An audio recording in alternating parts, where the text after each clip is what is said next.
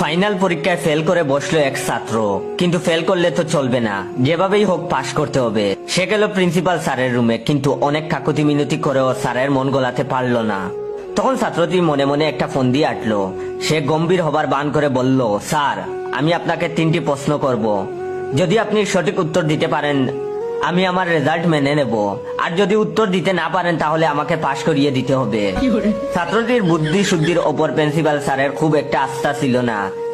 এরকম গবেট টাইপের একটা ছেলে কি এমন প্রশ্ন করবে যার জবাব তার মতো অভিজ্ঞ শিক্ষক দিতে পারবে না। অতএব তিনি রাজি হলেন।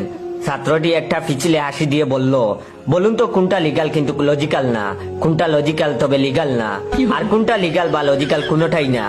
প্রিন্সিপাল স্যার এবার বেকায়দায় পড়লেন। ভেবে ভেবে চুল ছিঁড়ে ফেলার অবস্থা, কিন্তু সঠিক উত্তর কিছুতেই মাথায় আসছে না। শেষে ছাত্রের শর্ত মেনে নিলেন, তাকে পাশ করিয়ে দিলেন।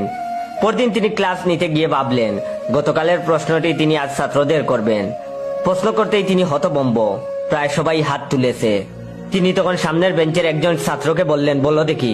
ছাত্রটি মুচকি এসে বলল, স্যার, আপনার বয়স 59 আর আপনার স্ত্রীর বয়স 18, এটা লিগ্যাল কিন্তু লজিক্যাল নয়।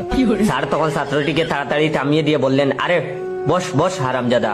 এটা হচ্ছে ভিডিওর প্রথম পার্ট। দ্বিতীয় পার্ট দেখতে চাইলে ভিডিওটা বেশি বেশি করে শেয়ার করে দিবেন।